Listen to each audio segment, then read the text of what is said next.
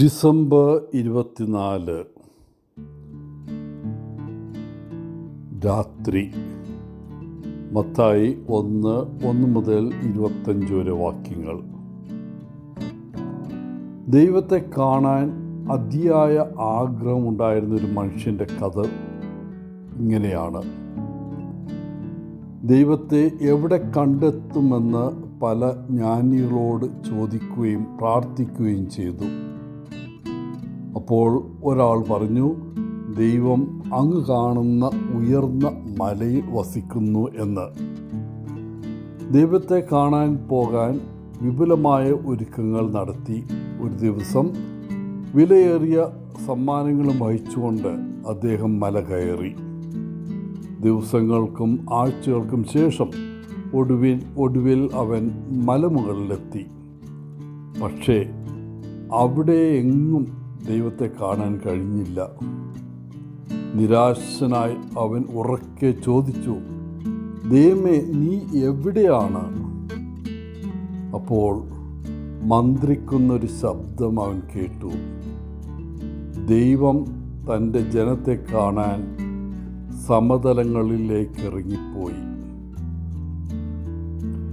ഇന്ന് നാം കേൾക്കുന്ന സുവിശേഷ വായനയിൽ ഇങ്ങനെ പറയുന്നു, ഇതെല്ലാം സംഭവിച്ചത് പ്രവാചകനിലൂടെ കർത്താവ് അരുളിച്ചെയ്തത് നിറവേറാനാണ്. കന്യക ഗർഭം ധരിച്ച് ഒരു പുത്രനെ പ്രസവിക്കും. അവർ അവനെ ഇമ്മാനുവൽ എന്ന് വിളിക്കും. അതായത് ദൈവം നമ്മോട് കൂടെ. ഇന്ന് നമ്മൾ ഇമ്മാനുവലിൻ്റെ, ദൈവം നമ്മോട് കൂടെ, അവൻ്റെ തിരുനാൾ ആഘോഷിക്കുകയാണ്.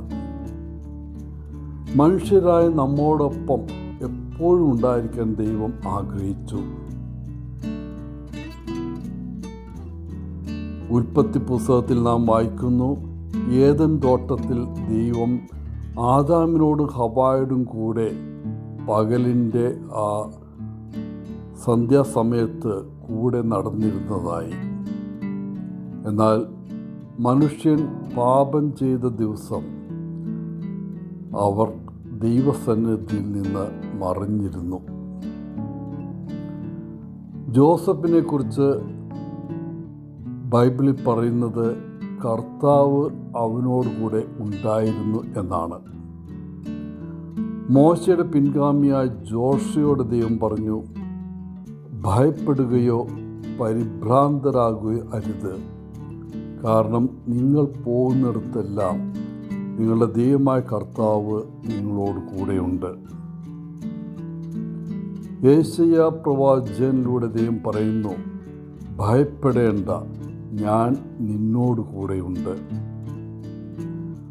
മറിയത്തോട് ദൈവദൂതൻ പറഞ്ഞത്, അനുഗ്രഹിക്കപ്പെട്ടവളെ, കർത്താവ് നിന്നോട് കൂടെയുണ്ട്. പ്രിയപ്പെട്ടവരെ, കർത്താവ് നമ്മോട് കൂടെ ഉള്ളപ്പോൾ നാം ആരെ ഭയപ്പെടണം? സങ്കീർത്തനയോടൊപ്പം നമുക്കും പറയാം, ഞാൻ കർത്താവിനെ എപ്പോഴും എന്നോട് കൂടെ സൂക്ഷിക്കുന്നു. അവൻ എൻ്റെ വലതുഭാഗത്തുള്ളത് കൊണ്ട് ഞാൻ കുലുങ്ങുകയില്ല.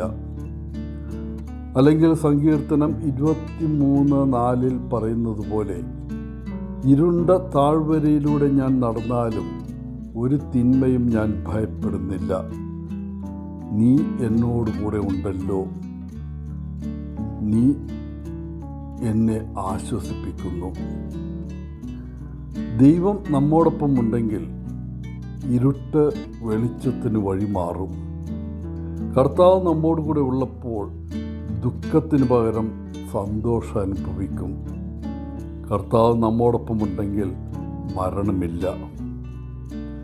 ഒരു കാര്യം നമുക്ക് തറപ്പിച്ച് പറയാം, ദൈവം എപ്പോഴും നമ്മോടൊപ്പമുണ്ട്. എന്നാൽ നമ്മൾ ചോദിക്കേണ്ട ചോദ്യം ഇതാണ്, ഞാൻ എപ്പോഴും ദൈവത്തോടൊപ്പമാണോ? ഞാൻ ദൈവത്തോടൊപ്പമാണെങ്കിൽ പിന്നെ ഞാൻ ഒന്നിനെയും ഭയപ്പെടേണ്ടതില്ല. ഞാൻ അവനോടൊപ്പമാണെന്ന് ഉറപ്പായാൽ പിന്നെ എൻ്റെ ഹൃദയത്തിലെ മറ്റുള്ളവരോടുള്ള അസൂയയ്ക്കും വെറുപ്പിനും സ്ഥാനമില്ല. അവൻ്റെ സാന്നിധ്യത്തിൽ എനിക്ക് എങ്ങനെ എൻ്റെ അയൽക്കാരനെ വഞ്ചിക്കാനും കൊള്ളയടിക്കാനും അവരോട് മോശമായി പെരുമാറാനും കഴിയും? പ്രിയപ്പെട്ടവരെ, ഇന്ന് നിങ്ങൾ പുൽക്കൂടിന് മുന്നിൽ നിൽക്കുമ്പോൾ ഒരുപക്ഷെ നിങ്ങൾക്ക് 3 വരങ്ങൾ നൽകി അനുഗ്രഹിക്കണമെന്ന് ഉണ്ണീശോയോട് ആവശ്യപ്പെടാം. അതേസമയം അവനെ നിങ്ങളുടെ ജീവിതത്തിലേക്ക് ക്ഷണിക്കാൻ പോകുന്ന 3 വഴികൾ അവനെ വാഗ്ദാനം ചെയ്യുകയും ചെയ്യുക.